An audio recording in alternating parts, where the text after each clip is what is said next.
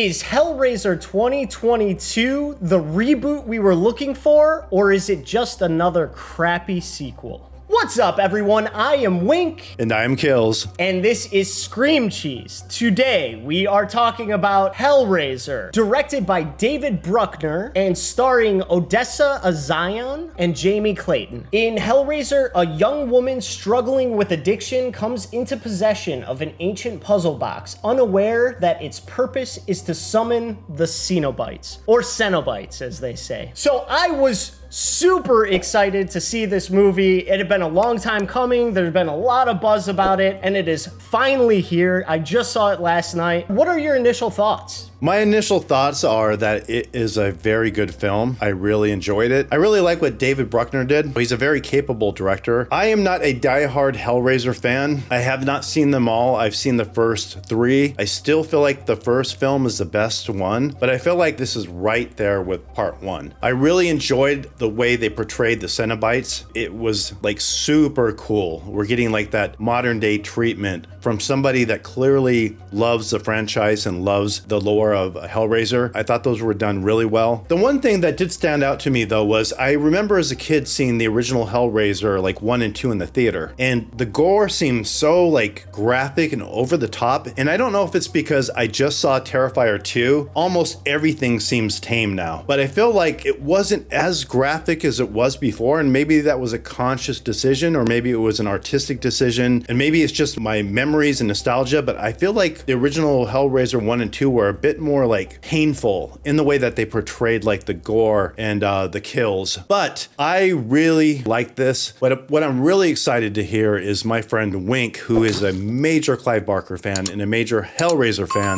So talk to us. All right. So yes, I will preface, I am a huge Clive Barker fan. I'm a big Hellraiser fan. I would say for me, the movie started out really, really strong. I loved that they were giving some real character development in the beginning, particularly when the brother and sister kind of have an argument about her addiction. As like a horror movie, I really enjoyed the film. As a Hellraiser movie, I was very disappointed by it, dude. Rather than taking the kind of structure of what Hellraiser can be and kind of tell a unique story the way the first and second movies did in the original series, it kind of took an almost, I don't know if you would agree, but almost like a slasher kind of like, let's get a group of people together so we can kind of pick them off one by one, which has happened in the series before, but I think that's the weakest representation of what the series is. I loved Jamie Clayton as Pinhead. Me too.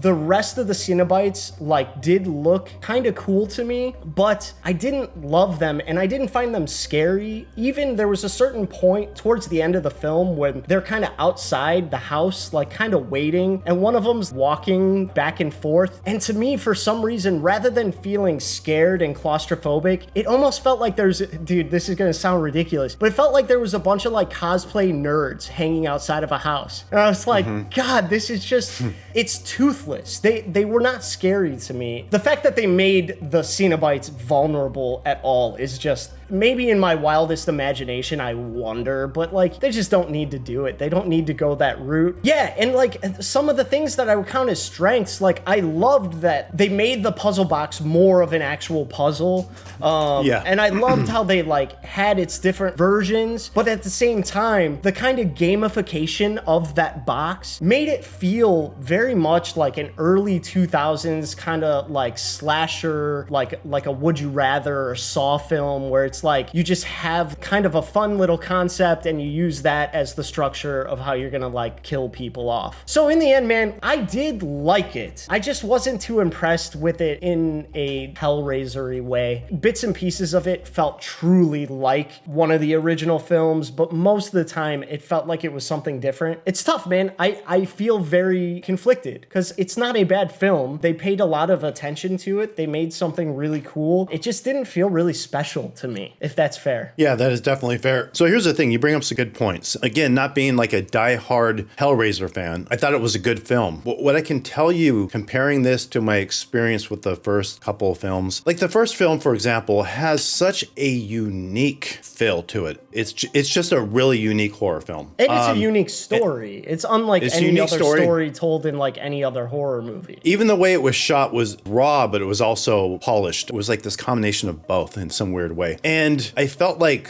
for sure, the presence of Pinhead and the Cenobites was scary. Now, is this because I was younger? Is it because of nostalgia? I don't know. But I will say, in this particular Hellraiser film, it felt a lot more conventional and clean. And I get it. They're trying to appeal to a mass audience, but it didn't have that almost unsettling feel of like the first couple of films. And I will have to say this too. I thought Jamie Clayton was freaking awesome. I loved her portrayal. Yeah, same. But it still is tough because to me, Doug Bradley is so iconic. So I think she is a great replacement for him. I don't have any problems with that. But the other thing I will say, the last point, is the protagonist. She was good. It's just tough because I'm coming off Terrifier 2. I'm coming off like films like Pearl and different things where the lead female role is so strong and so like inspiring and engaging that I feel like the protagonist in this was good, but there wasn't that special something where afterwards, like, she's amazing, she's strong, she's this and that. And maybe that is not part of the Hellraiser franchise. I don't know, because I haven't seen all of them. So I kind of would have liked something more from her. I'm guessing it's more in the writing, but from a casual fan, this felt like a very good Hellraiser film. But yeah, it didn't feel like special. I think her acting was great, Odessa. I think it really was. But one of my problems with the film was in the writing of kind of her character. Her whole like addiction thing, and I'm sure we could have like an in-depth conversation and I can come up with some ideas, but just from a glance, her addiction thing was more of a vessel to get the story started and less of a vessel to create an arc for her. I don't really feel like there's anything about her addiction story that led to the ending of this film. I also was really disappointed by the ending. It was almost like, without like giving away spoilers, it's like, let me present you with a decision. You could do one thing that you know is a bad thing, or you could not do it and then you won't have a bad thing happen to you. And it's like, okay, I know exactly what decision to make. It's like, who wrote this? This was not like a conundrum where she had to like use her life experiences to make the decision. Oh, I was gonna say Jamie Clayton was like, I found her to be perfection for the part. And in fact, I would say, God, this is gonna be, I think even Hellraiser fans would say this is unreasonable, but I mean this very much. I believe the last two movies, their only problems were truly that they didn't have enough resources. I think there was a lot of heart in those movies and their pinheads both kind of sucked. And I think you put Jamie Clayton in both of those movies, I would take either one over this movie for sure. Interesting. Yeah.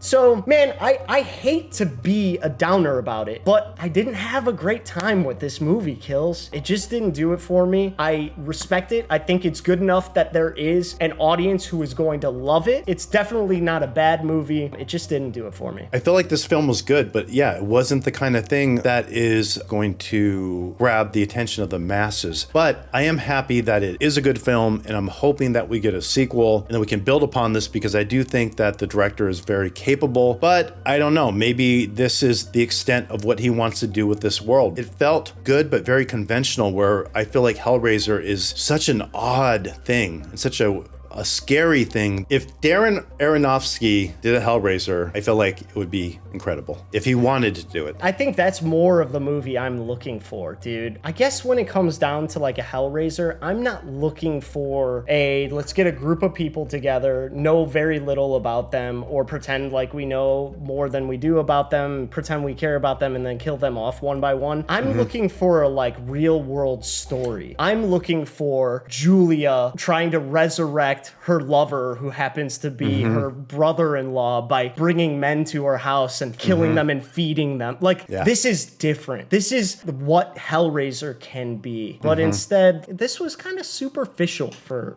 me. I don't want to be negative about it because it was a good movie, but it was tough for me, dude. I was so gung-ho in the first, like, maybe 15 minutes, and that steam just was letting out. And then, like, I got into, like, the middle portion of it, and I was like, instead of, like, the Hellraiser I wanted, which a Hellraiser can be anything, dude. It really can be anybody's story. But I was like, oh, instead of the story I wanted, we're getting, like, a really good slasher. And then as we went, I was like, well, we're getting a slasher, and we're getting a really good movie. And by the end, I was like, okay, well, we got that, but it's just not what I wanted. You know, I would like to see a sequel as well. I would like to see Jamie Clayton reprise the role of Pinhead. I would like it to be less superficial, a more in-depth story, and I don't know if we'll get that. From my perspective, I don't think that it earned a sequel on its merit, but likely it will have reached enough people. I'm sure enough people on Hulu probably have watched it that they would probably give it a sequel,